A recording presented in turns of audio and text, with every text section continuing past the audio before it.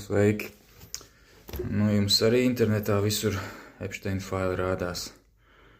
Un te baigi no visām pusēm nāk ar viņiem virsū. Ko mēs varam secināt? Domāju, daudz cilvēku, kurus uzskatīja par konspirāciju teoristiem, tagad var nākt ārā un teikt, es taču jums teicu. Ir jau grūti, man liekas, ka ir grūti noticēt, ja tu neesi pats saskāries tā tuvāk ar tādu ļoti, ļoti lielu ļaunumu. Ir grūti noticēt, ka tas tā var būt. Un var jau likties, tā mēs varam norakstīt un pateikt, tie cilvēki, tie politiķi, tie biezie kaut kādi, viņiem tur savas dīvainības, redz, viņiem daudz naudas, tad viņi var atļauties kaut kādas dīvainas lietas, darīt nepieņemams vai ne.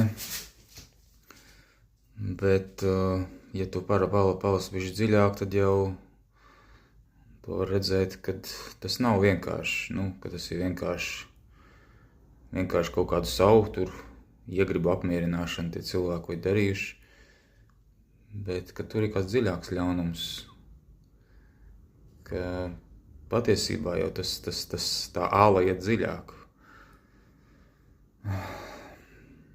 Tai cilvēki, daudz no tiem, es neteikšu, ka visi, es domāju, noteikti tur bija arī kaut kādi cilvēki, kas uz to salu bijuši, kas varbūt arī nezināja un nesaprata, un kas vienkārši tur nejauši varbūt nokļuva un tā tālāk, bet es domāju, otra daļa ir kaut kāda, kas noteikti zināja, saprata un gribēja, un kam ir kaut kāds pat dziļāks garīgs pamats, kāpēc viņi to darīja.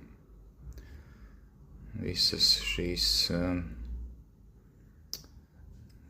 mūsdienās jau ir šie paši cilvēki un daudz citi, tāpat kā senos laikos jau arī vēl ar vienu pielūdz senos dievus. Un kā internetā tur saka, tas pats Molohs, kuram tiek upurēti bērni, Aštarte vai ne, viss tā prostitūcija tempļa, viss pārējais. Tas viss ir dzīvs arī mūsdienās, tas nekur nav pazudis, un tas notiek, un tā valstība darbojas, viņiem ir savi likumi, savi mērķi, un tas virz uz priekšu.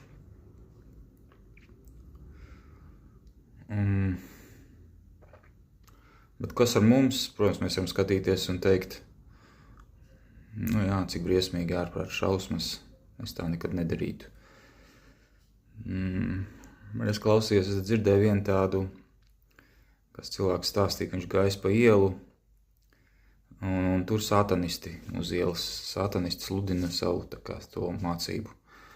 Un viņš tur piegājis pie viņiem un tā, viņš saka, nē, mēs jau nekādus rituālus netaisam, tas jau viss ir kaut kā, nekāds sātans jau neeksistē. Mums ir viens princips galvenais, mīlēt sevi, un pēc tam tikai mīlēt citus. Un es tā padomāju, kad vai tas nav tas, ko mums visiem sludina nepārtraukti par reklāmām, visi šitie raidījumi, pa visiem mēdījiem un vispār sabiedrībā tāds uzskats. Mums ir ļoti, man liekas, ka mēs esam tendēti uz to. Atrast laiku sev, pastīties, lai savas vajadzības būtu apmierinātas, un ko es gribu no dzīves, un ko es. Kad var būt, ka daudzi no mums arī dzīvo jau ar tādu domu, kad galvenais, man tomēr svarīgāk par sevi parūpēties. Par pārējiem, ja sanāks, es arī, protams, parūpēšos.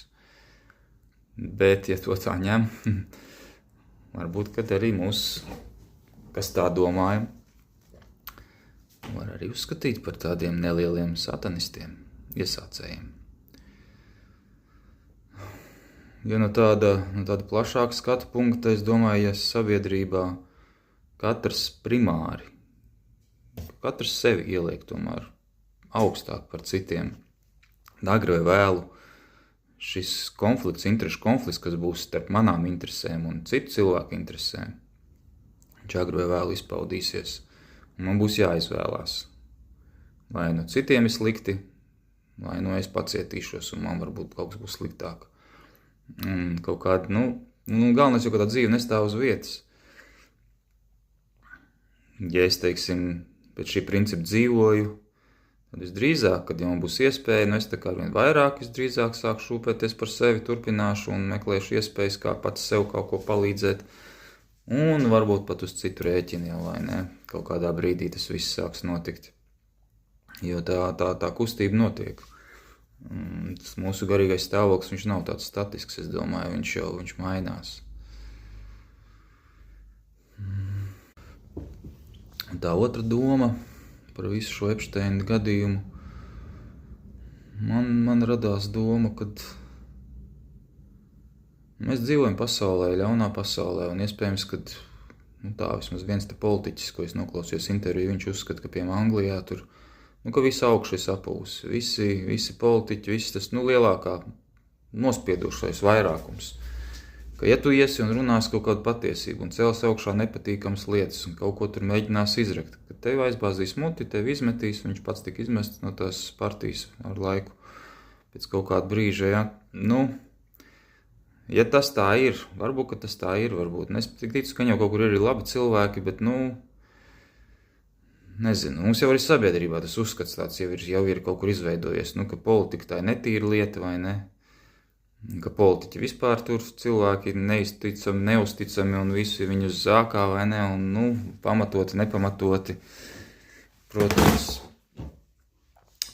Bet, viss tas, kas ir augšā, man personīgi pašreiz arī ir tāda sajūta, ka lielākā vāra šai pasaulē, gan politikā, gan izklaidē, gan biznesā, kad viņiem pieder, ka tur ir daudz ļaunu cilvēki, un kuriem neinteresē vairākuma labums, bet kuriem interesē savs labums. Šādā pasaulē mums ir jādzīvo, un cilvēki no tā cieš, un dzīve paliek skarbāk, grūtāk, tur mūs spiež no visām malām, naudas ziņā, un veselības, un darbi, un attiecības, un viss, kas tik nav. Ko tad mums darīt? Un es dažreiz domāju par to raksturvietu no atklāsmes grāmatas par saucamo 3 eņģeļu vēsti, kur otrā vēsts, kur eņģelis saka, izejiet no tās mana tauta, izejiet no Bābeles mana tauta. Kas ir Bābele un kas ir mana tauta? Mana tauta tie ir cilvēki, kas meklē Dievu, kas grib sekot viņam.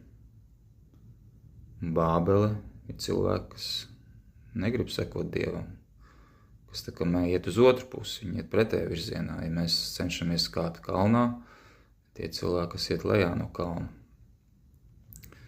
Un ko nozīmē iziet? Kā mēs varam iziet? Es līdz galam vēl nezinu, jo tie iziešanai var būt dažādi līmeņi. Kāds tas galējais līmenis būtu un tiešām aiziet mežā viens pats tagad, es tur tagad taisīšu sev būdu vai ne, un vispār ne ar ko iziešu, tā kā burtiski, ja. Tādā vieglākā, pat vieglākā iziešanas forma, tā varētu būt, ka es piedalos, visu daru, visur esmu, tikai nepiekrītu. Teiksim, saku, ka tas ir slikti, ko jūs darat, bet pats tur esmu visur un visur piedalos. Teiksim, saku, kā šis slikts, nogalināt nevajag, piemēram, bet eju un šauju, jo, man ir pavēle, man ir jādara, es esmu pilsonis un man tas jādara. Piemēram, varbūt tas nekārš, varbūt nevienmēr tur var diskutēt labi vai slikti.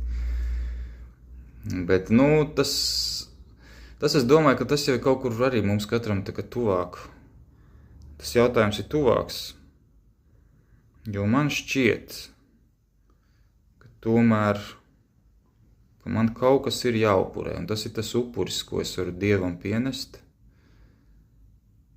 Es varu upurēt šo daļu no sava labuma, daļu no savas drošības, komforta, lai atteiktos un lai izietu, tiešām izietu no dalības kaut kādās lietās. Man bija, es varbūt kļūdos, bet man ir tāda, man likās, ka, ja piemēram es strādāju darbā, man ir slikts priekšnieks, slikts ļauns tur cilvēks, viņš vai tur kaut ko galīgi dara, tādu, ka es galīgi nepiekrītu. Tad varbūt nesako tādam priekšniekam.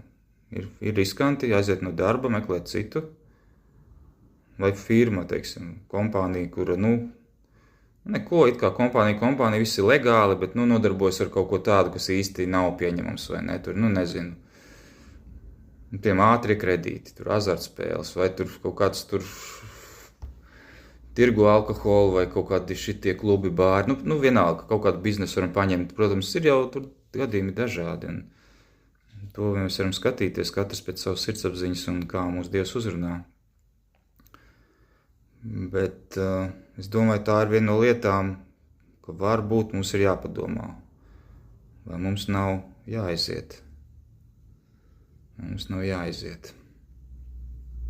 Protams, cits jautājums, uz kurien iziet un kā mēs kā draudzi, teiksim, tas ir vispār vēl viens liels jautājums, to es tagad nevarēšu izrunāt, tur ir domas kaut kādas, bet jā, bet tā tad šī ļaunā sistēma ir kaut kādas Bībeles vietas, kur mums ir aicinājums no tā distancēties. Un jautājums par to, cik tālu, kā mums to darīt.